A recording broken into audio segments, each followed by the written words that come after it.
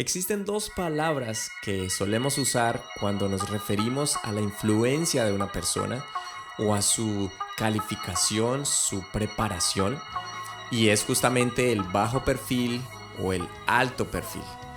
Como seres humanos nos hemos inventado una cantidad de términos que se usan cotidianamente dentro de nuestra sociedad. Pero para Dios todos somos iguales. Sin embargo, hay un perfil sumamente importante para Él y es el del adorador. Esta es la serie Actos de Adoración. Yo soy César Méndez y esto es el podcast Entre Palabra y Canciones. Bendiciones para todos. Vamos adelante.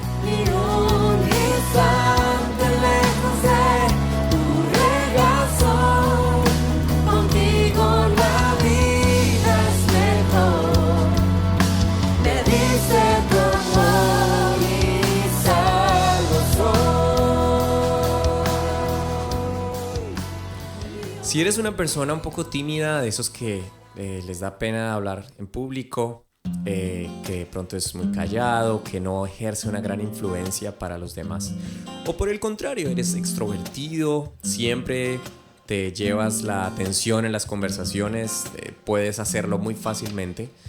Bueno, este podcast es para esos dos perfiles, porque solemos calificar y tener en cuenta aún más a cierto tipo de personas de acuerdo a su expresión, y hay trabajos que son específicos para este tipo de personas. Hay otros que son específicos para aquellas personas que de pronto les da temor o se sienten muy tímidos al interactuar con los demás. Ahora, ¿qué tiene que ver esto con el acto de adoración de hoy?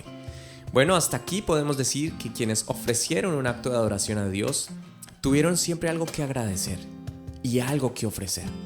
A pesar de que nuestras obras no sorprenden a Dios, nadie, escúchalo bien, nadie, siendo un adorador y con una clara intención de darle algo al Señor, se presentó con las manos vacías. En el Evangelio según San Lucas encontramos varios detalles interesantes de la vida de Jesús y de su propia pluma, inspirado por el Espíritu Santo. Lucas es muy detallista en la biografía y en el contexto de lo que sucedía en ese tiempo. En el capítulo 2 de este evangelio, entran en escena dos personas, sí, de bajo perfil, de esas que casi pasan desapercibidas, que tal vez no brillan por su talento, o por su expresión, o su léxico. Es más, no tienen un liderazgo que sobresale, pero su manera de vivir es coherente entre lo que piensan, lo que creen, lo que hacen en secreto y lo que hacen en público. Esto habla más de ellos que sus palabras. Todo ocurre en el momento de la presentación del bebé Jesús, del Mesías, en el templo, cumplidos los días de la purificación, un aproximado de 40 días, conforme a lo que estaba establecido en la ley y de haberle puesto por nombre Jesús como el ángel Gabriel lo había dicho. Quiero que pienses en esta escena. Es una escena muy cotidiana dentro de la cultura hebrea. Es un día normal cuando muchos se dirigen al templo, pero ese día José y María entran en el templo y además con una ofrenda, que pudo ser un par de tórtolas o 2 palominos, y esto nos confirma una vez más que Jesús cumplió la ley al pie de la letra y abrió un nuevo camino basado en el amor, la obediencia. Y número 2, que la ofrenda que presentó José y María el día de la presentación del bebé confirma el estrato social al que pertenecían, el más bajo. Una escena muy particular porque aunque no tenían para comprar un cordero y presentarlo como ofrenda, llevaban al Cordero de Dios que quita el pecado del mundo, al Rey de Reyes y Señor de Señores. Por eso a lo largo de la historia, para la mayoría ha sido tan difícil entender la grandeza del Evangelio cuando se complican tanto en tratar de descifrar y entender el amor de Dios. No hay forma de explicarlo sino a través de Jesucristo. Así que ellos llegan al templo y dice la Biblia que había un hombre llamado Simeón, quien literalmente era un hombre ejemplar, y le había sido revelado por Dios mismo que iba a ver el Mesías antes de morir. Como Dios es fiel y cumple sus promesas, ocurre un milagro de esos que la mayoría a veces ni cuenta se dan. Pero Simeón, movido por el Espíritu, fue al templo justo el mismo día, a la misma hora, y llegaron al mismo lugar, al mismo templo que José y María, con Jesús en sus brazos, habían llegado también. Ahora, si uno lee lo escrito por Lucas en el Evangelio así nomás, puede pasar desapercibido el cómo saber en medio de tantas personas, lo cual era muy común, como ya lo había dicho, entre los hebreos, quién pudiera ser el Mesías. Y con el agregado que era apenas un bebé de unas cuantas semanas de nacido, y no era el único, eran muchos los bebés que se presentaban ese día. Escribe Lucas que Simeón fue movido por el Espíritu, y justo cuando los padres del Mesías llegan al templo para lo debido conforme a la ley, Simeón lo tomó en sus brazos. Y entonces adora a Dios, diciendo estos maravillosos versos que encontramos en San Lucas capítulo 2, a partir del versículo 28. Y él le tomó en sus brazos y bendijo a Dios diciendo: Ahora, Señor, despides a tu siervo en paz, conforme a tu palabra, porque han visto mis ojos tu salvación, la cual has preparado en presencia de todos los pueblos, luz para revelación de los gentiles y gloria para de tu pueblo Israel. Y José y su madre estaban maravillados de todo lo que se decía de él. Y los bendijo Simeón y dijo a su madre María: He aquí, este está puesto para caída y para levantamiento de muchos en Israel, y para señal que será contradicha. Y una espada traspasará tu misma alma para que sean revelados los pensamientos de muchos corazones. ¡Wow! Unas palabras inspiradoras que así nomás pareciera que fuese un salmo. No sé si te da la impresión. Casi una poesía inspirada en ese mismo momento y por alguien, como lo digo, alguien que era ejemplar. Pero la Biblia no da muchos más detalles de este hombre, pero los detalles que nos da son suficientes para entender varias cosas. Número 1, era una persona que anhelaba recibir un milagro de parte de Dios, pero un milagro no en sí, no para sí mismo, no para un beneficio propio, sino para algo mucho más glorioso y trascendental, algo que marcaría la historia, el cumplimiento de la profecía. Y esto nos enseña que a veces muchas de las peticiones que no recibimos como respuesta es muy probable que estén basadas en nuestro egocentrismo, en lo que nos beneficia solamente a nosotros.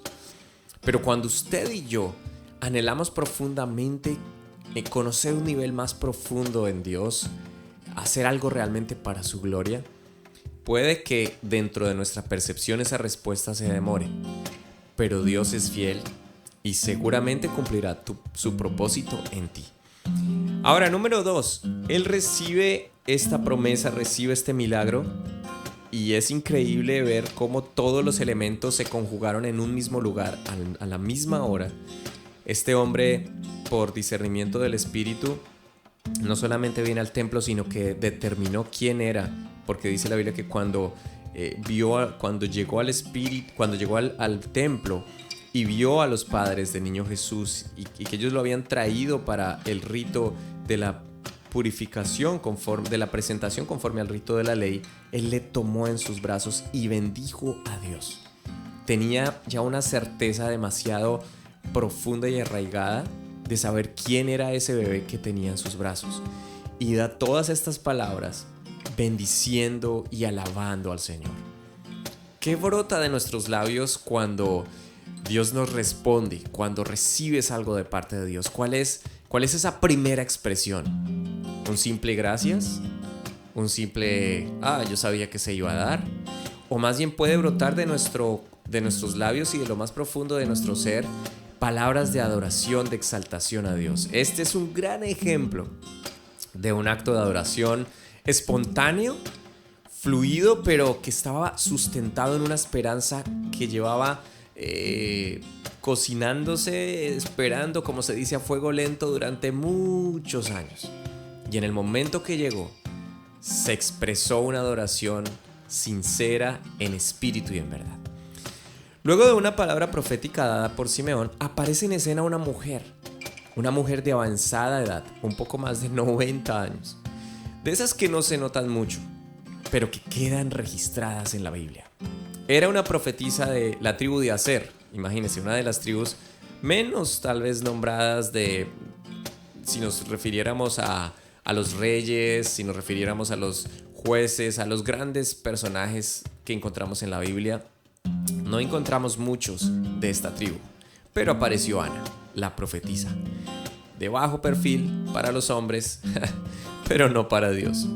Ella también espontáneamente dio un acto de adoración, no solo agradeciendo al Señor, sino también hablando del niño a todos los que esperaban la redención de Israel. Versículo 36 de este mismo capítulo. Estaba también allí Ana, profetisa, hija de Fanuel, de la tribu de Aser, de edad muy avanzada, pues había vivido con su marido 7 años desde su virginidad. Y era viuda hacía 84 años, y no se apartaba del templo, sirviendo de noche y de día, con ayunos y oraciones. Esta, presentándose en la misma hora, daba gracias a Dios y hablaba del niño a todos los que esperaban la redención en Jerusalén.